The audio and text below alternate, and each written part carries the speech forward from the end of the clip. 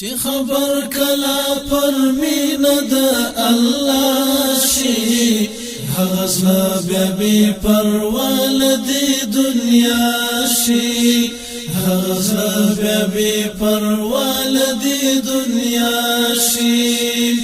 ونصلي على رسوله الكريم أما بعد فأعوذ بالله من الشيطان الرجيم بسم الله الرحمن الرحيم. دهر سنة مخي تاسد نبي كريم صلى الله عليه وسلم دلبات أنه يردون كتحفة ورانكم جبارة الله السلام عليكم ورحمة الله وبركاته. جهر محفل هر غنه د قران د موشن په سو برکاتونو باندې روزه هم باندې ورته خاص سبب د صبور د چې مونږ تاسو ته خپل تلاوت وړاندې کی.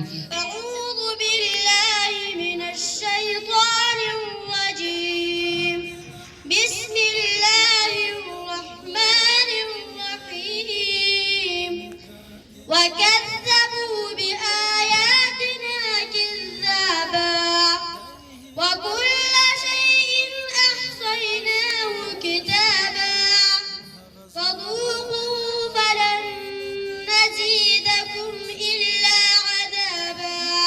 د قارون او د فرعون مال او جایداد په سړی څه کړي او د قارون او د فرعون مال او جایداد په سړی څه کړي چې ککره کې د غم د مور او پلار عزت نه وي.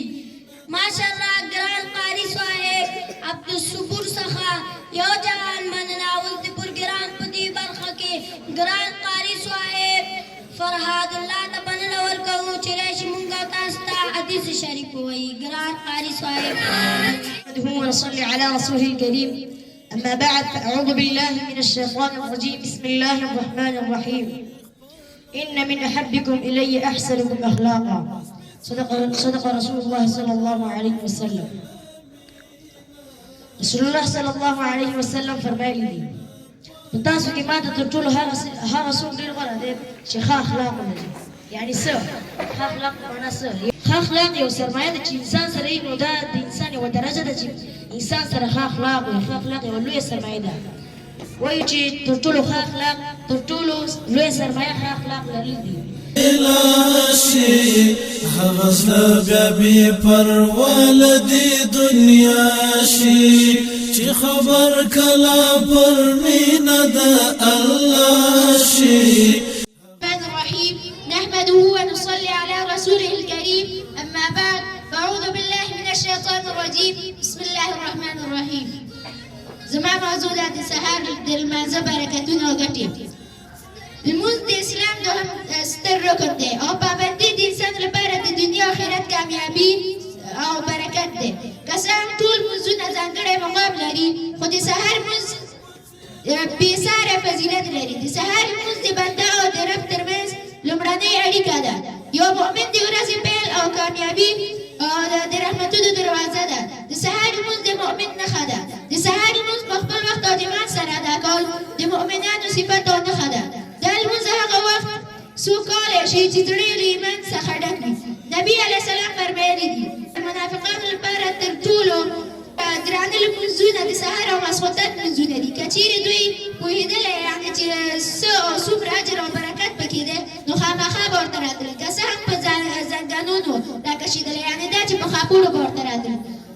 د قیام اللیل یعنې د ټولو شپې ثواب ورته حاصلېږي. څوک چې د ماسخوتن لمونځ په جمع سره وکړي د سهار لمونځ د ټولو شپې عبادت په څېر ثواب لري پرته له چې ټوله شپه بېخه تېره کړي. خپل عمل مې د بخښنې لایق نه دی خپل عمل مې د بخښنې لایق نه دی په هر سوال کې به د ایثار یم پاکه ربه په هر سوال کې به د ایثار یم پاکه ربه. ګران قاري صاحب ابراهیم څخه یو جهان مننه اوس د پروګرام په دې برخه کې ګران قاري صاحب سراج الحق ته بلنه ورکوو چې مونږ تاسو ته عربي ټاپک وړاندې کړي. اولا نقدم لكم التحيه تحيه الاسلام تحيه يوم يلقونه سلام. السلام عليكم ورحمه الله وبركاته. أريد أن أقدم أمام حضرتكم موضوعا عن الأخلاق النبوية. الأخلاق النبوية هي النموذج الأعلى في السلوك الإنساني، فقد كان النبي صلى الله عليه وسلم مثالا كاملا مثالا كاملا في الصدق والأمانة والتواضع. هغزا ببي پروالدی دنیا شي دمونیم زخمی زړګی تل دا ارمان کړي سمرغار دی د مکې ښکلی د بازار د مدینې ښکلی د بازار د مدینې ښکلی چې پورا د شهادت یې تمنا شي.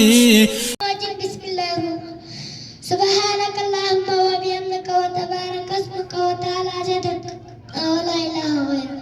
تمنا شي هغزلا بیا بی پروالدی دنیا شي چې خبر کلا پر مینا د الله شي هغزلا بیا بی پروالدی دنیا شي.